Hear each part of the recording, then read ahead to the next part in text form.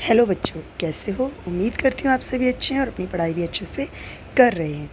आज मैं आपके लिए एक नया वीडियो लेकर आई हूँ जिसका टॉपिक है या जिसका उपविषय है या विषय है प्रत्यय। तो प्रत्यय क्या होते हैं, सबसे पहले मैं आपको वो बता देती हूँ। ऐसे वाक्यांश जो मूल शब्द के पीछे लगकर उसका अर्थ बदल देते हैं वो प्रत्यय कहलाते हैं। तो आइए इस वीडियो में हम कुछ ऐसे प्रत्ययों के बारे में जानते हैं जो मूल शब्द के पीछे लगकर उसके अर्थ बदल देते हैं या मुख्य रूप से उसे विशेषण या भाववाचक संज्ञा बना देते हैं। तो आइए शुरू करते हैं प्रत्यय। तो पहला प्रत्यय है हमारा ता। जो ता प्रत्यय है, ता प्रत्यय से अगर हम इन शब्दों के साथ जोड़ते हैं तो वो क्या क्या शब्द बनते हैं। जैसे पवित्र के साथ जोड़ा तो पवित्रता, कोमल के साथ जोड़ा कोमलता, कठोर के साथ जोड़ा कठोरता, महक के साथ जोड़ा महकता, विफल के साथ जोड़ते हैं तो विफलता, व्याकुल के साथ जोड़ने पर ता व्याकुलता बनता है, महान के साथ महानता और सफल के साथ सफलता बनता है। तो आप इसे कॉपी पे लिख सकते हैं। जैसे कोमल के साथ ता जोड़ेंगे तो कोमलता, पवित्रता, और इसी तरीके से आप बाकी भी लिख सकते हैं। यानी ता प्रत्यय के साथ जब हमने जुड़ा तो मुख्य रूप से ये क्या बने, ये मुख्य रूप से भाववाचक संज्ञा बने, क्योंकि कोमल, पवित्र, कठोर ये विशेषण है और विशेषण में जब ता जोड़ देते हैं तो वो भाववाचक संज्ञा का रूप ले लेते हैं। चलिए अब आगे देखते हैं और नए प्रत्ययों के बारे में।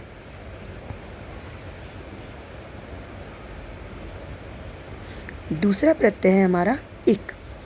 इक के साथ जब हम बाकी शब्दों को जोड़ते हैं तो वो क्या बनते हैं, चलिए देखते हैं।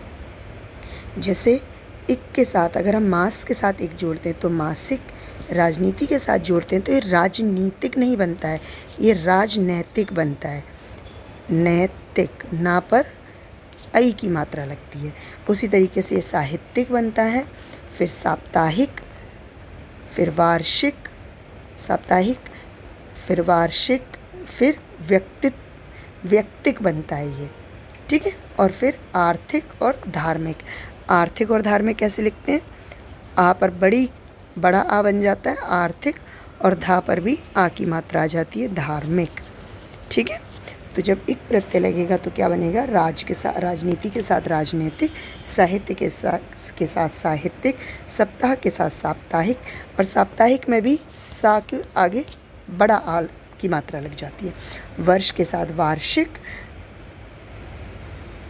ये वाह होता है, बा नहीं होता है, वर्ष के साथ वार्षिक, और व्यक्ति के साथ व्यक्तिक, अर्थ के साथ आर्थिक, और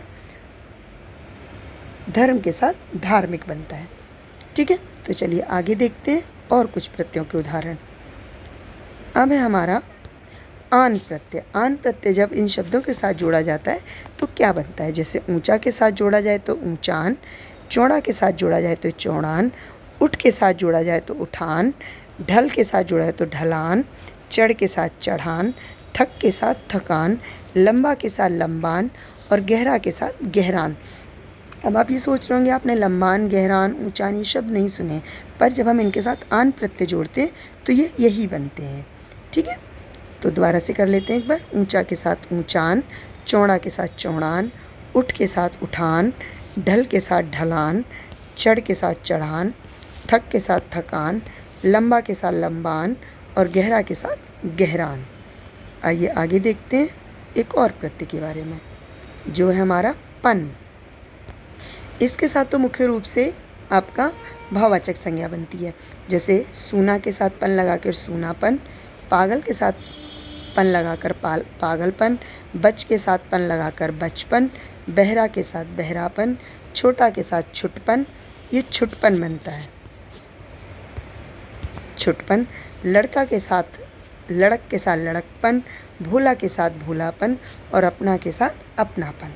लड़कपन ऐसे लिखेंगे हम, लड़कपन, ठीक है।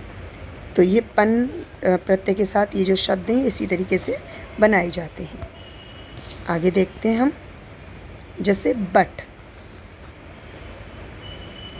के साथ देखते हैं। जैसे दिखा के साथ दिखावट, रुका के साथ रुकावट, कर के साथ करवट, बना के साथ बनावट, लिखा के साथ लिखावट, गिरा के साथ गिरावट, सजा के साथ सजावट, और मिला के साथ मिलावट। तो जब वट प्रत्यय लगाया जाता है तो दिखावट, रुकावट, करवट, बनावट, लिखावट, गिरावट, सजावट और मिलावट आता है। चलिए एक और प्रत्यय देख लेते हैं।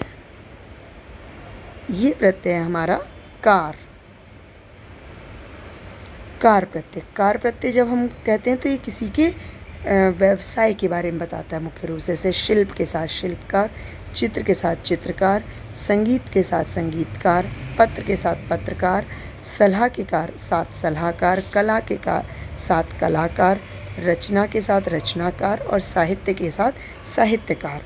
तो ये जितने भी हमारे प्रोफेशन हैं जैसे चित्रकार, संगीतकार, शिल्पकार, उन सब के पीछे कार प्रत्यय लगाया जाता है और उनकी विशेषता या उनके प्रोफेशन के बारे में बताया जाता है। तो उम्मीद है आपको ये प्रत्यय के जो 5-6 तरीके मैंने बताए हैं, ता, इक, आन, पन, वट और कार, ये आपको समझ आए होंगे। मिलेंगे हम आपसे अगले वीडियो में। तब तक इस वीडियो को लाइक करना, चैनल को सब्सक्राइब करना और दोस्तों के साथ शेयर करना। धन्यवाद।